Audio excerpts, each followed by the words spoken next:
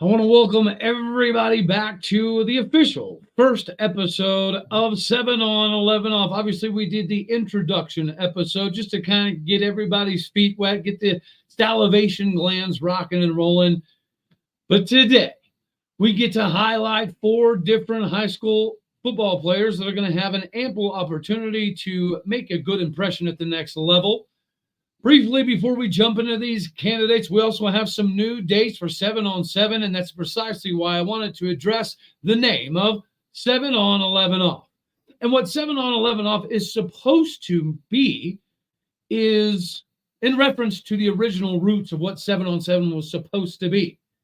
7 on 7 was supposed to be about improving your fundamentals and your techniques for your 11-man brethren. The other 10 brothers that you have on your high school football team were supposed to reap the benefits of what you were able to do in 7 on 7. So, whether it be the route running concepts or the manipulation of a defense from a quarterback perspective, or as an offensive lineman style of guy, you're going to want to get in as many camps as physically possible. But every camp that you get into, much like 7 on 7, is supposed to be a direct correlation to your high school football experience. But unfortunately, 7 on 7 has kind of deviated from that a little bit. It's turned into a national showcase of talent, which is fine. I mean, that is what it's supposed to be to some degree. It's not just supposed to be about your personal development. It's not just supposed to be about your personal growth. That's great. But what is the point of you getting better in an area that doesn't benefit your high school football team? At some point in time, things could change and high school football could be flipped on its head entirely. But in the now, what your child does, what you do with 7 on 7 is supposed to have at least some semblance of viability with your 11 men brethren. And if you play 8-man football, the concept is still the same. 7 on 7 has unfortunately deviated a little bit from what it was supposed to be. It's supposed to be about you fine-tuning your techniques and your fundamentals to benefit your high school football team. Nowadays, 7 on 7 sometimes is viewed more importantly than your high school season. To me, that is a negative effect on the game of football. And let's face it, with the way that the transfer market and NIL era is now, high school kids are going to be the ones that get left out the most. The evaluation of high school talent is becoming less and less and less, which is precisely why this channel exists. And that's exactly what I'm trying to do with the help of Prospect Sports and Flex Zone 101 and Epic Sports. The objective should always be improving for a better high school experience, and that seems to be lost. But not only that, but another hand in 7 on 7 nowadays that needs to be more prevalent is the guiding and the direction of parents and grandparents and coaches and trainers and whoever else. Because again, your kids are going to get left out now more than ever. It's just the lay of the land. It's the way of the world. You look at Colorado, they took 6 high school kids. The rest of the team, all transfers. And Deion Sanders seems to think that this is going to be a successful model moving forward. It might be. But what does that say for high school football evaluations? They're not going to be the same. Which is why where you go for 7 on 7 should be important. The sources that you decide to use for your enhancement of opportunities should be important. Prospect Sports is the embodiment of what it's supposed to be about. We're here to help with not only evaluations, but we're here to help you get in connections with the recruiting platforms, what you need to look for, how you need to look for it, what schools suit your son's versatility the best, and why. What schools to avoid because of X, Y, and Z. Maybe it's coaching. Maybe it's a fit. Maybe it's a scheme. Maybe it's lack of stability.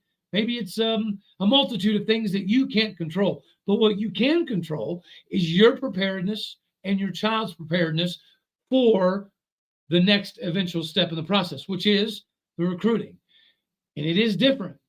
The transfer market has changed everything, which is, again, why I'm here, trying to help in some capacity to get this high school evaluation started earlier and to have it a little bit more publicly visible. That is our objective here. That is my mission here on behalf of myself and Prospect Sports. Everybody needs to be more in tune with the direction that everything is shifting. We're here to help you do that, not just on the field, but also off the field. So let's kick this thing off. I got to give a big shout out to everybody that attended the Texas Titans Elite tryout. And from Texas Titans Elite Country, we've got a couple bona fide, certified, you better get in early style dudes to go over. First up is a future Remington Award watch list candidate. Mark it down, write it down. You heard it here first. This class of 2025 Lewisville product is a center named Sean Hutton. Sean Hutton is going to be classified as somewhat undersized. And at 6 foot, 290 pounds, it is somewhat understandable why that designation would be applied to Mr. Sean Hutton. But you and I both know that it's not always about the size of the dog, but it's about the size of the fight in the dog. That is exactly what you get out of Sean Hutton. He has all the fight that you're looking for. You want a center that can both intellectually and physically dominate an area of operation or have the capabilities to dominate that AO. Sean Hutton is able to execute and shift, whether it be the blitzes or identifying the Mike linebacker, while simultaneously being able to execute the snap and gain instant leverage. His footwork in pass pro does need a little bit of TLC, but if you're looking for a center to navigate and control areas of operation, Sean Hutton's your guy. AKA, if you like running the daggone football, if you like that smash mouth, dirty, ugly, nasty style of dude that most of us all covet at that position, but to have the cerebral capabilities to help identify for the quarterback on top of it, Sean Hutton does all that. He has all that. He is your dude. Who gives 13 hoots about size when you have everything else that comes along with it? There's plenty of undersized people that have made waves in both college football and the National Football League, as we'll get to a little bit more. And although I'm not here to promote Oklahoma State, if you want to go check my Oklahoma State Locked On Oklahoma State show, I would greatly appreciate it. But I'm not here to just promote Oklahoma State, right? Or influence Oklahoma State. But I do see things that we value in Oklahoma State country in the recruiting process.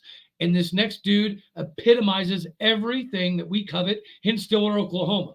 This class of 2025 product named Nelson McQuire is a 6'5", 295-pound basketball player. Run that back again.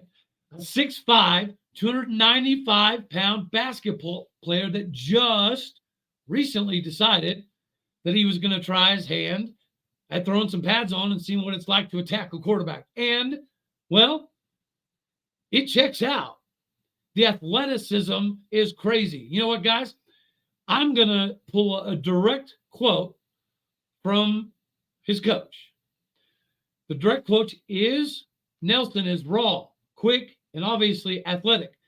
His speed to power transitions are physically effortless, and he's already at the next level with his outside punch. You hear about basketball guys converting to tight end pretty regularly. I think guys like Tony Gonzalez and Antonio Gates obviously come to mind. But the transition to defensive end is a little bit different, is it not? The transition from basketball to defensive end takes a little bit of a different mindset. This isn't a knock on all of the basketball players who've been super successful converting to tight end. I'm not calling you soft by any stretch, but what I am saying is it's a different breed to make this transition to defensive end. That means, y'all, Nelson McQuire has willingly chose violence over celebration. Being a top-notch tight end is very, very celebratory. There's a lot of reasons to celebrate. you don't get the same admiration at defensive end. So in order for you to be a bona fide certified dude at defensive end, you got to tote a big stick of badassery. Point blank, period. That's what it is. And that is what Nelson McQuire offers. You know why I love my comps? We gave our first comp ever in the pre-episode 1 episode to Tatum, Tank King. Now we give our second comp ever. And it is an Oklahoma State Cowboy. I'm sorry, sue me. But my comp for Nelson McQuire right here, right now, is Miami Dolphins defensive end Emmanuel Ogbah. Emmanuel Ogbah was also a basketball player out of Nigeria that didn't start playing football until high school. And he came in at 6'4", 240 something pounds. So he had the size, he had the strength, he had the length, he had the athleticism. He was just raw. He comes to Oklahoma State, becomes an absolute legend, and then obviously he's done his thing in the NFL, and we got to watch him the other day with the Miami Dolphins. He continues to make some progress in the NFL, and this is a good comp for me because he was raw. He didn't know what he was really doing. He didn't understand what to do in the weight room, how to do it, how to make it applicable to the film room, and then take what you learn in the film room and put it on the field. He was able to acquire most of that while at Oklahoma State. And then his career obviously took off. So that is why I give this comp right here to Nelson McQuire. Nelson McQuire is coming in already as big as Emmanuel Ogbah will ever be. But he's got the same strength, speed, and athleticism to go alongside of it. I'm very, very, very excited to see the development that Nelson McQuire has in time. Now let's kick it up a class. We went from 25 to now 2026. Let's switch it up. Let's talk about quarterback. Who doesn't love a little QB action? Let's talk about Grant Smith. Grant Smith is a 6'3", 180-pound product out of Grand Oaks, Texas, or Grand Oaks High School in Spring, Texas. Now, he doesn't necessarily need a grand introduction. See what I did there? Because he's already received offers from Baylor, Arkansas, TCU, and Texas A&M. Now, despite only putting up 500 yards, you didn't mishear that. He only put up 500 yards this last season. It's because he was only allowed to play 6 games. But it definitely speaks to the talent that Grant Smith has. Whenever you're only playing in 6 games and you're still getting a bunch of big-time offers. And in those 6 games, he was completing 19 yards a clip. I mean, that's pretty daggone good. Every time you put the ball up in the air, it's going at least 19 yards. That's pretty daggone productive, which is potentially why he's got the offers that he has. He's very fundamentally sound in the technical aspects of playing the position of quarterback. He does a very good job of maintaining his feet width from a multitude of different angles while being able to still manipulate within the pocket. He does have the ability to take off and give the defense enough of a visual to respect him taking off and also his manipulation of the pocket. He doesn't waste much mechanically. He's really good arm strength. He has pretty daggone good touch. And he has the ability already in concept recognition to kind of make the defense do what he needs to do. Now, from a body standpoint, he's good there. Now, his eyes, I think, should be the next part of the maturation process for him. If he can learn to look off a little bit better, to manipulate the defense into doing what he needs them to do, I think that you're going to see the ascension for Grant Smith very rapidly. Other than the eye manipulation to set up the free safeties and linebackers, I'd say the ceiling is very high. Now, I don't have an Oklahoma State Cowboy comp. I know, how disappointing. But I do have a comp. After doing some deep dive digging in film, the comp that I have for Grant Smith is Jarrett Stidham. Jarrett Stidham is very comparable, I think, in a lot of ways, even mechanically, delivery-wise. Same thing with the size. If you go back and look what Jarrett Stidham was at this point in time, freshman year, sophomore year, he's very comparable, in my opinion, to what Grant Smith already is at this age. Grant Smith is going to have a lot more love throughout the course of his career because people already see fundamentally, technically what they have, and they realize that the size is going to get better. He's going to fill out a little bit more. He might end up being your quintessential 6'4", 205-pound style of pocket passer with the ability to take off and keep a linebacker honest.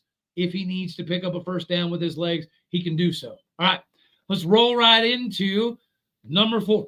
Last but not least, and the reason he's last, y'all, is because he's the first player that will have a crossover episode for sure on my Locked On Oklahoma State show. Why? Because there's already a little bit of a reciprocation of interest. He's a 2026 product by way of Grapevine, Texas, coming in at 6'1", 210 pounds. Tatum Evans.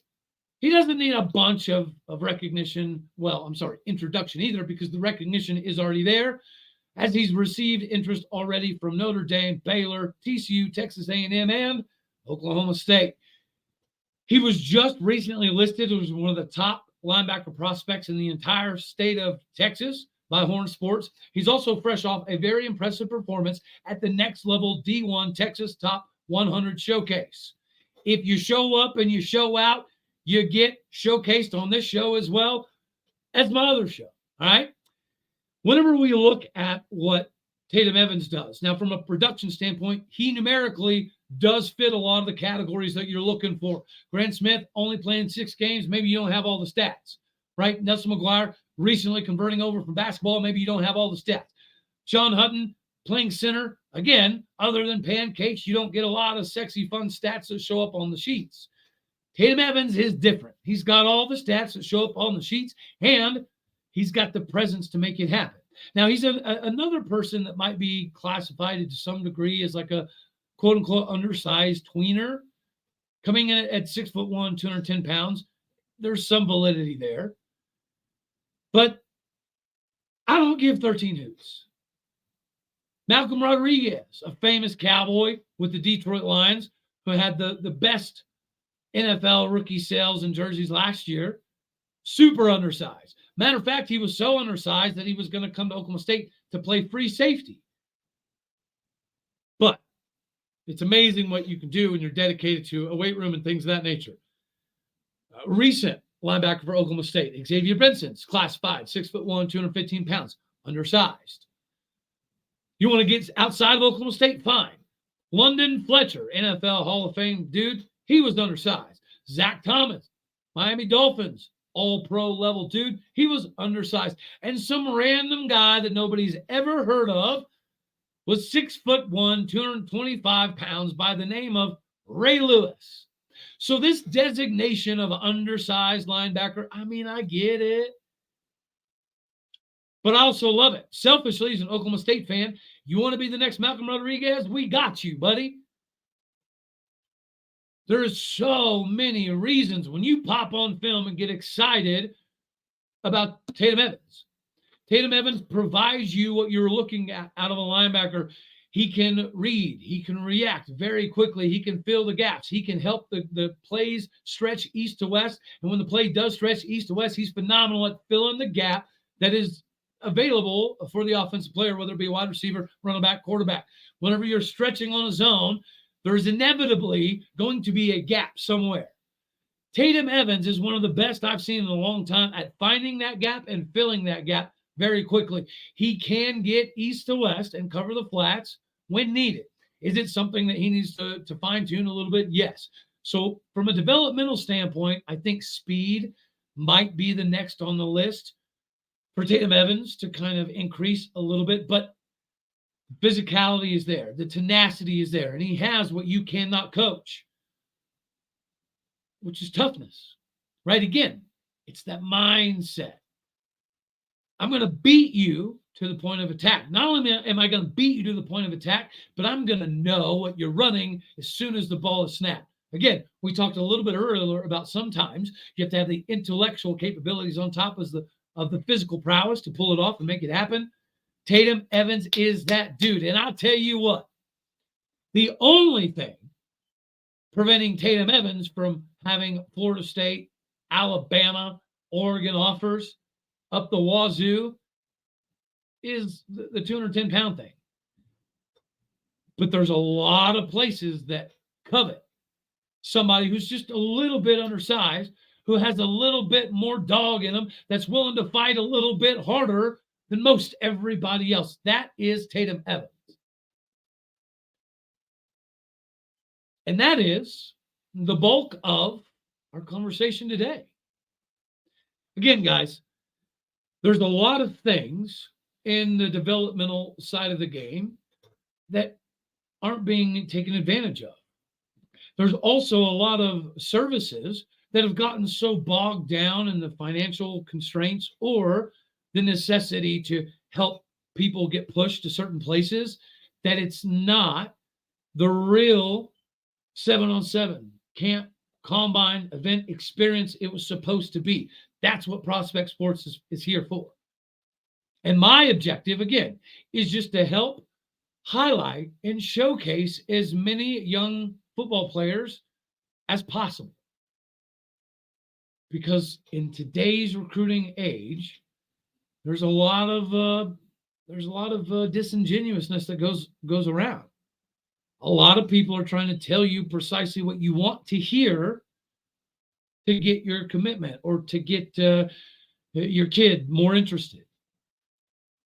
But there's also ways around that. There's ways to navigate how the development in your child should be, how the exposure of your child should go, and what avenues you can potentially explore to help your child. Be a little bit more cognizant of where you're sending your kids to do 7-on-7 stuff. Because if it doesn't have any direct benefit to the high school experience, then that will have a negative correlation to the recruiting. High school coaches aren't as paramount as they used to be in the recruiting process, but they're still pretty massive. So if the high school coach feels like what you're doing in 7-on-7 is putting you backwards, or if you're excelling at something that doesn't benefit any of your teammates or your school, then what are you really doing? The morals, integrity, work ethic that used to be pivotal has shifted a little bit. You want to make sure that everybody's in a good position, including yourself and your kids, and the future of the sport, because it already looks like we're wading through muddy waters as it is. And we are. Nobody really has a complete grasp of how this transfer NIL market is going to continue to shift the landscape. But you can get ahead of the curve with us. You can get ahead of the craziness right here. The next event that I will be physically helping rock and roll will be the Ready to Rumble event, January 27th and 28th at Ridge Point High School in Missouri City, Texas. Again, that is January 27th, 28th. Make sure that you're paying attention to what 7-on-7 is for your child as opposed to what it's supposed to be. And then also make sure that your next step is the best step in securing a positive future in development, recruiting, everything you can physically possibly imagine. This is your stop. Make sure you go hit me up on Twitter at Aldeo State. Feel free to stop by and watch my Locked On Oklahoma State show. We cover obviously Oklahoma State, but we like to sprinkle in some Big 12 stuff as well. Recruiting. Another thing that I want to find a way to continue to incorporate is you guys down in the comments section. Let me know, do you have some kids that will be in these areas that need some love, that need some film critique, evaluation, analyzing, because that's what we're doing. I cannot wait to physically, visibly, right, to be able to categorically go through every single one of these players and technically see right in front of me what the dealio is. But right now, I'm getting enough film, getting enough highlights, getting enough clips that I can still make this make sense. But again, if you've got a kid that you need featured, make sure you holler at me. Make sure you go hit up Prospect Sports 7v7 on Twitter. Follow me personally at All Day O State. That's all we're going to have for this episode number 1 as we prepare to hit the road. We got events January 27th, February 10th, February 17th, March 2nd, March 16th, April 6th, April 13th, April 20th, May 4th, May 18th, June 1st. And that's just the start of it, guys. We're going to be going from state to state, covering all this. I have more dates, more times, more places to update you guys with very shortly. But in the interim, I appreciate you guys. God bless you. And until next time. All righty, y'all. Later, taters.